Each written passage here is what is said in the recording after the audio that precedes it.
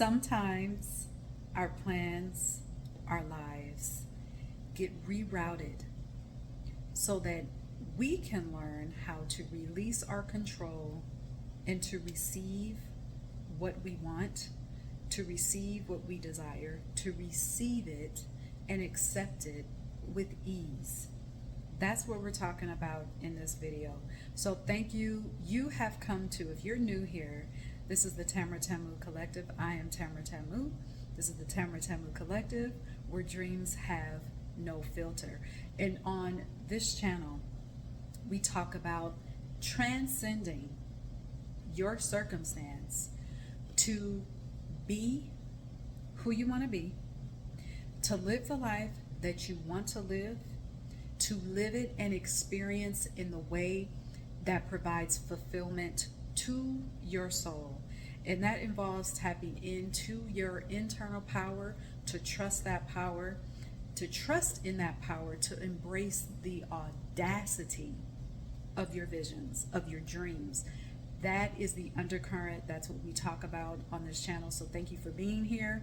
Thank you to those who have been here. I see some new subscribers coming in. I'm always so excited to see new subscribers. Thank you so much for being here. So let's get into this topic today of how we get rerouted. Being rerouted can be irritating. Okay, let's just be honest. It can feel irritating. It can sometimes feel exhausting. It can feel annoying. But our soul knows sometimes that is required to get us to look at blessings. So let me say it like this. Blessings come into our lives with ease. Now, whether we accept it with ease or not is another story. Okay, two different things here. So have you ever noticed that when you were trying to complicate things with your need to control, or let me say it like this, let me ask it this way.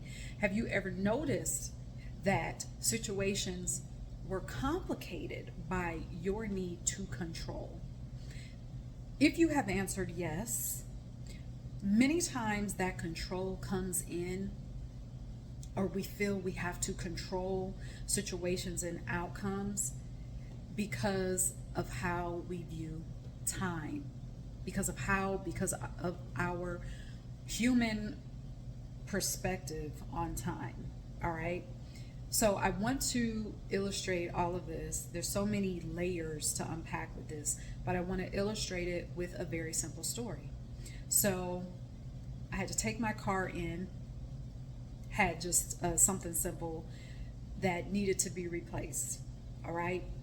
So, if you have had car trouble, or if you've been without a car for whatever reason, you know that it can present some feelings of irritation. Okay, you not being able, you get used to just leaving your house, hopping in your car, going to wherever you want at any time. You have the freedom to just get from point A to point B to point Z to wherever you want to go at any time.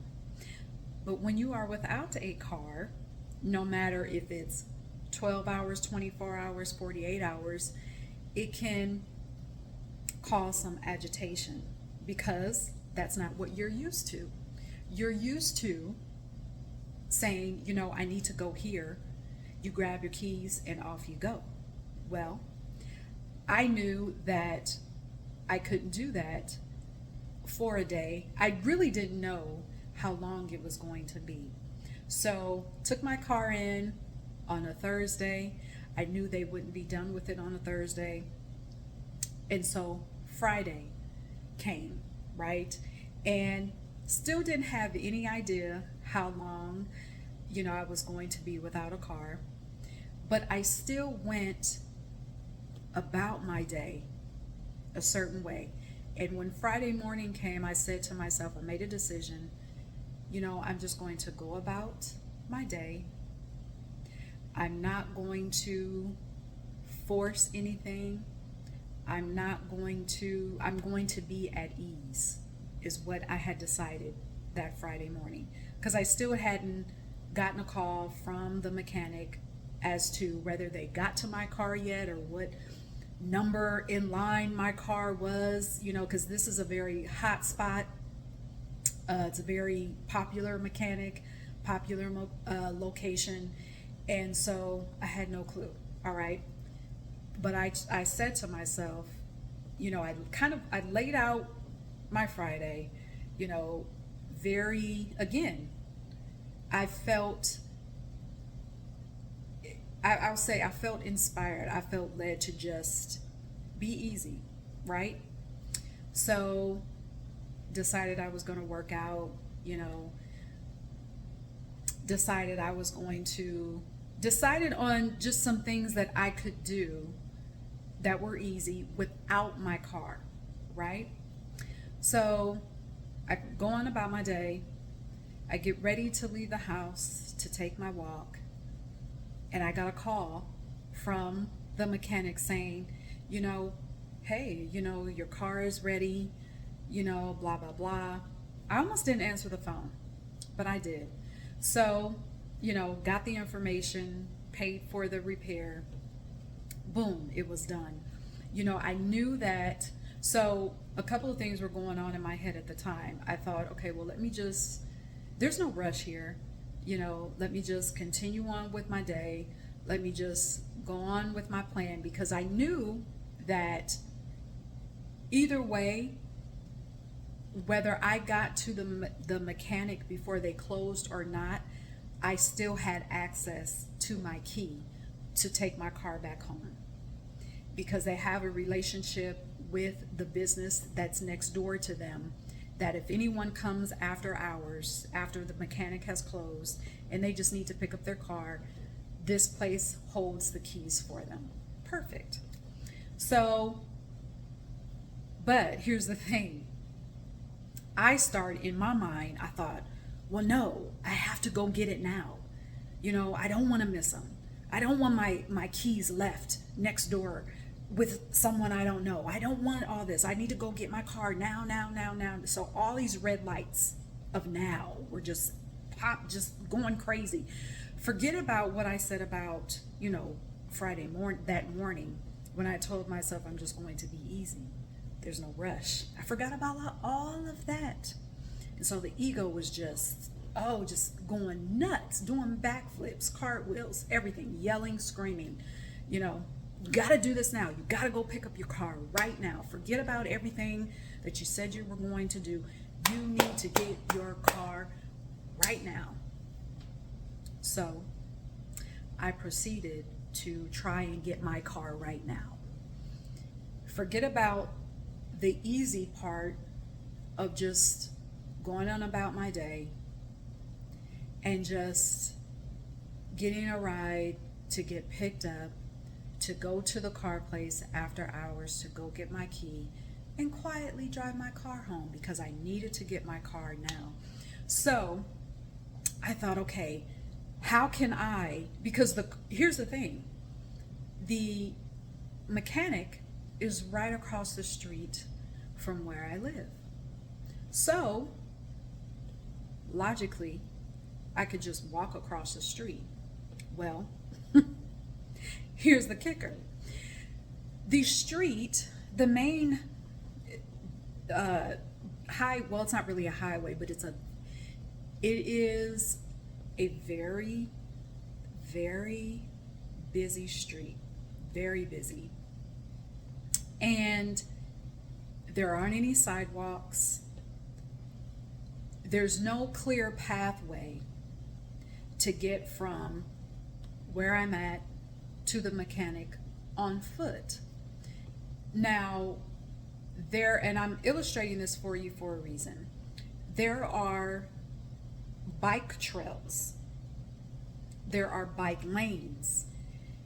There's even an intersection where I have seen people push the traffic light button and they walk across the street at this intersection. But again, there is no clear path, there's no sidewalks to get to the area where you can push the traffic light to stop traffic to walk across the street, right?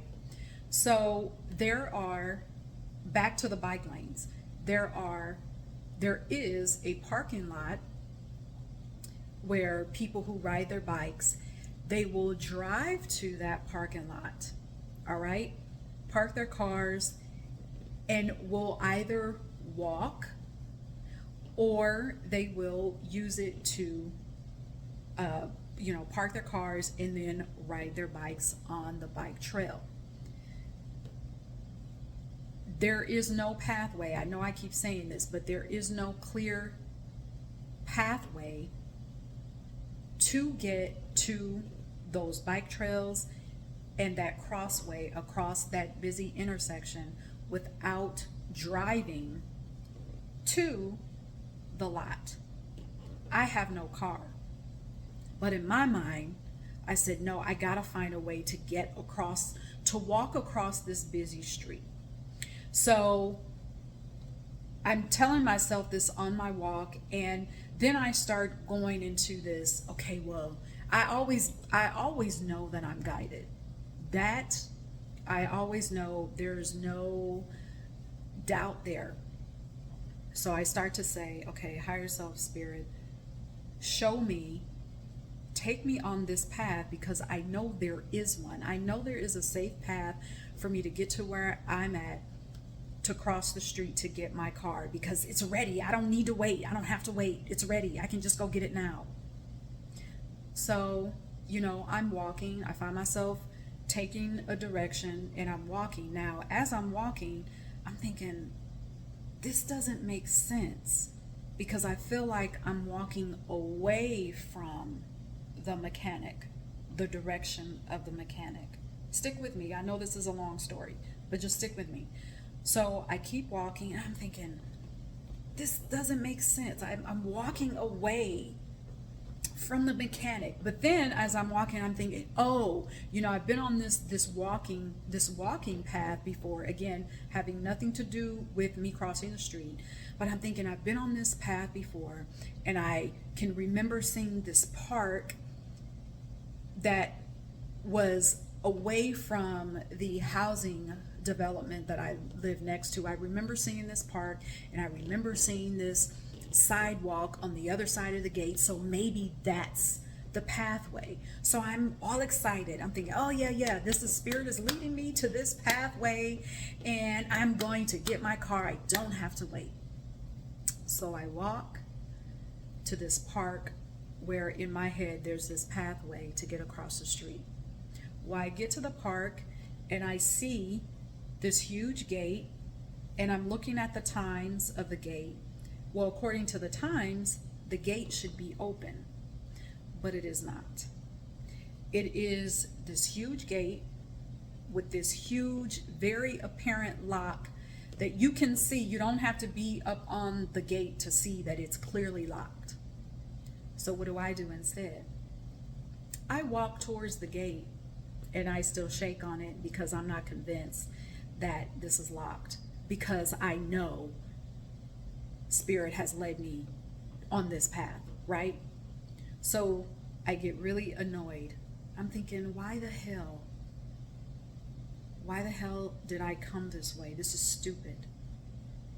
So then I get the impulse to just sit down and just relax. And as I'm sitting down, because there's again, it's opening to a park, so there's these park benches, covered up underneath a veranda, from the sun. And so before I sat down, I thought, okay, I see what has just happened here.